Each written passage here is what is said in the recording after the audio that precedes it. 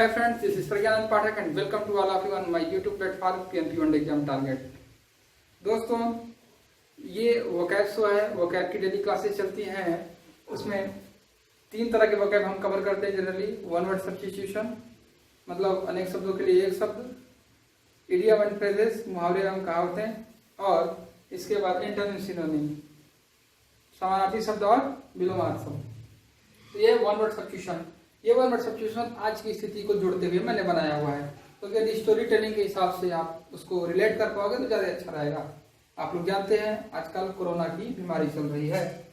ये बीमारी कैसी है, कैसे फैलती है? लोगों के छूने से फैलती है, लोगों को टच में आने से फैलती है। तो ऐसी बीमारी जो लोगों के छूने से फैलती हो, लोगों के टच में आने से होता हो, इस तरह की बीमारी को कॉन्टाजियस कहते हैं। क्या कहते हैं?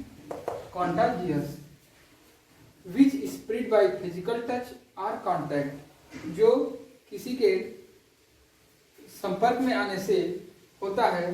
कैसा है वो? कॉन्टाजियस होता है। इस तरह कोरोना किस तरह की बीमारी कहेंगे आप? कॉन्टाजियस है। ठीक दोस्तों, तो एक आपका वोकैब हो गया तैयार। कॉन्टाजियस मतलब जो किसी के छूने से, किसी के संपर्क में आने से होती है, वो बीमारी कॉन्टाजियस होती है। ठीक, यानी कॉन्टाजियस उसको कहते हैं। दूसरा वोकैब कैसा है?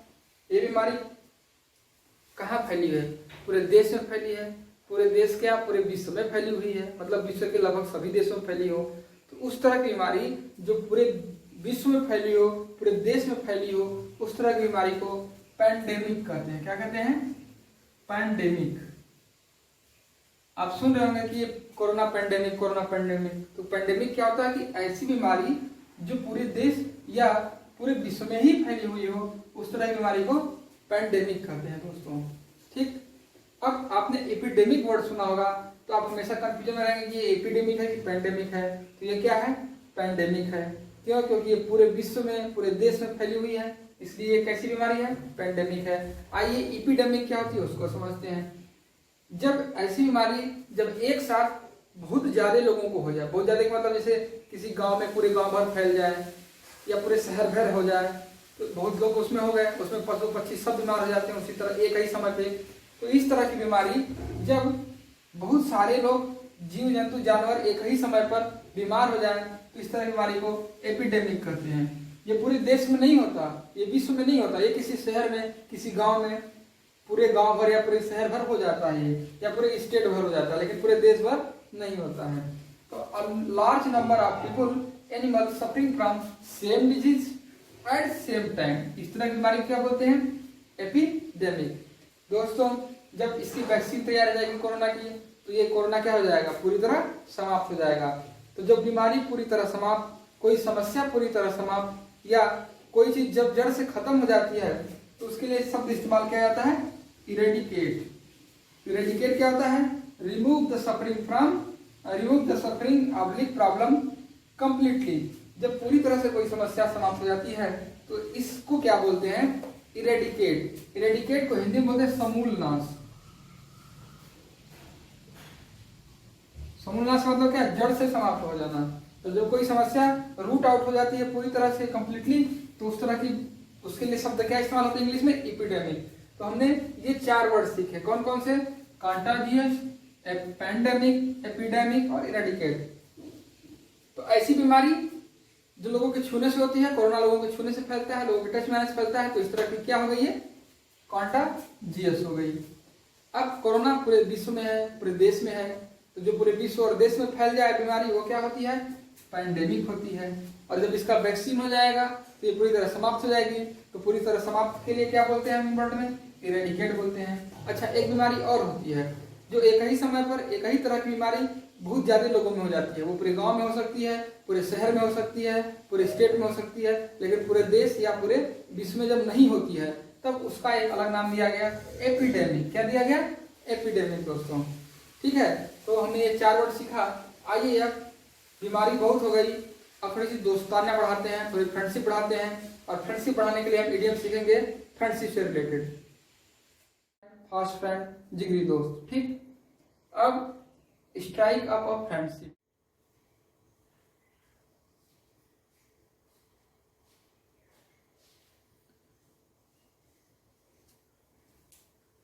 दोस्तों strike up friendship, friendship strike करना मतलब किसी से दोस्ती बना लेना, टू बिकम फ्रेंड्स, दोस्त बना लेना। अगला है to build a bridge, bridge मतलब पुल बनाना। पुल क्यों बनाते हैं? जब दो भूखंडों को या जब दो चीजों को जोड़ना होता है आपस में, तो क्या बनता है वहां पे? दो बड़े बड़े चीजों को जोड़ने के लिए क्या बनाते हैं? ब्रिज।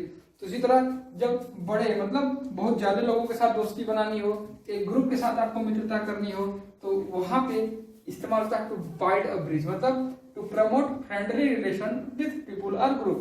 किसी ग्रुप लोगों के साथ कैसा रिलेशन प्रमोट करना? फ्रेंडली, दोस्ताना व्यवहार प्रमोट करना क्या होता है? To build a bridge. अगला वर्ड है टू हिट इट ऑफ। कभी देखा है आपने अक्सर ऐसा कि हम जब किसी से मिलते हैं तो बहुत जैसे लगता है तुरंत यार यार ये तो मेरे ही नेचर का है, गजब का, बहुत अच्छा लग रहा है इसके साथ रहना, दोस्त बढ़िया बन गया ये तो एक ही बार में, ठीक है, पहली नजर में। तो टू हिट इट ऑफ मतलब एकदम से देखते या मिलते ही कहना नेचुरली कि अरे ये तो मेरा फ्रेंड है। मतलब to find out yourself immediately and naturally friendly with someone, किसी के साथ नेचुरली रूप से तुरंत ये पता कर पाना कि ये तो मेरा फ्रेंड बन सकता है या मेरे ही नेचर का है, इसके लिए इस्तेमाल होता है to hit it off. To hit it off का मतलब to find out yourself immediately and naturally friend with someone. और टू बाइल्ड अ ब्रिज का मतलब जब किसी पीपुल, किसी रेस, किसी ग्रुप के साथ आपको बनाना हो रिलेशन फ्रेंडली, तो क्या बोलते हैं वहां पे? To build a bridge. और स्ट्राइक अप फ्रेंडशिप का मतलब दोस्त बना लेना। और जब दोस्त बना लिया तो कैसा दोस्त बनाया? बहुत पक्का वाला दोस्त बना लिया, मतलब बहुत क्लोज फ्रेंड बना लिया, तो उसके लिए क्या इस्तेमाल होगा? बॉजम फ्रेंड, मतलब जिगरी दोस्त, फास्ट फ्रेंड, क्लोज फ्रेंड। आइए दोस्तों, हमने वन वर्ड सब्स्टिट्यूशन और इडियम फ्रेज देख लिया है। अब वोकैब देखते हैं जिसमें एंटोनिम और सिनोनिम को करना है।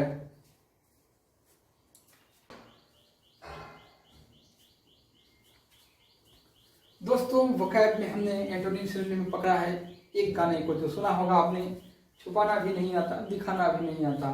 मतलब छिपाना और दिखाना, छिपाना का एंटोनिम दिखाना, दिखाना का एंटोनिम छिपाना। और छिपाने के सिनोनिम बहुत सारे, दिखाने के सिनोनिम बहुत सारे। आइए सीखते हैं इनको। छिपाना को इंग्लिश में हाइड बोलते हैं, जो कि आप लोगों ने सुना ही होगा। हाइड मतलब छिपा देना, सीक्रेट रख लेना।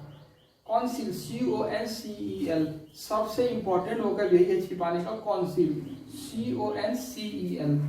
कॉन्सील मतलब छिपा देना, गुप्त रखना, ठीक है, कॉन्फिडेंस रखना, कॉन्फिडेंशियल जिसको बोलते हैं।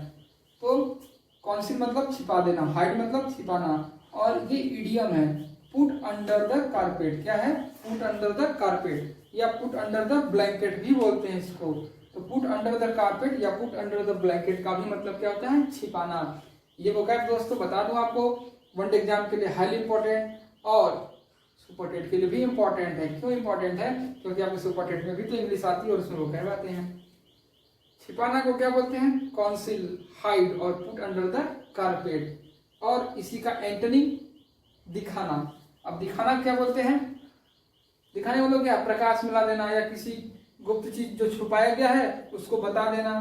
तो जब किसी जो गुप्त चीज उसको बता देने को इंग्लिश में स्पिल द बिन कहते हैं। ये इडियम है और ये कई बार पूछा हुआ है। स्पिल द बिन का मतलब क्या होता है दोस्तों? तो स्पिल द बिन का मतलब दिखा देना या सीक्रेट रिवील कर देना।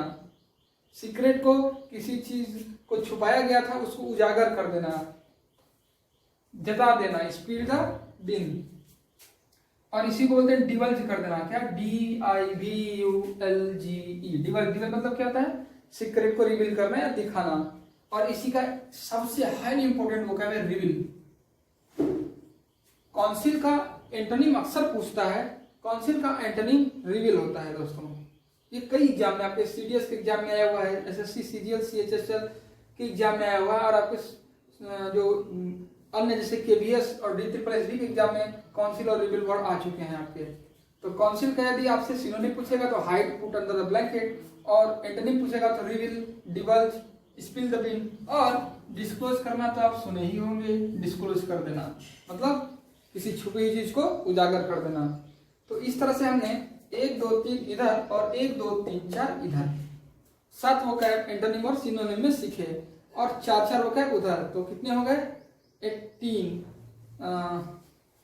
8 और ये 7, 15 वोकैब आपने सीखे पूरे। अब फिर से एक बार देखते हैं, छिपाना का synonym put under the carpet, hide और कॉन्सील है, और दिखाना का synonym reveal, disclose, spill the bean और डिवल्ज है। आपसे पूछेगा कॉन्सील की एंटोनिम बताइए, तो आप कहेंगे कॉन्सील का एंटोनिम रिवील होता है। कॉन्सील मतलब छुपा देना, रिवील मतलब दिखा देना। आपसे पूछे डिस्क्लोज की एंटोनिम बताइए, तो आप कहेंगे हाइड कर देना। डिस्क्लोज की क्या हो गई, हाइड कर देना। पुट अंडर द कारपेट की बताइए एंटोनिम, तो आप कहेंगे स्पिल द बीन। ठीक है। सीक्रेट की बताइए, तो आप कहेंगे डिवल्ज। ठीक है दोस्तों, इस तरह से छुपाना और दिखाना का हमने वोकैब सीखा। आई होप कि ये मेरे वोकैब पढ़ाने के तरीके आपको पसंद आ रहे होंगे। यदि मेरी क्लासेस अच्छी लग रही हैं तो आप ज़्यादा से ज़्यादा लाइक से सब्सक्राइब करें और इस PNP one day exam target family को बढ़ाएं। जय हिंद, जय भारत।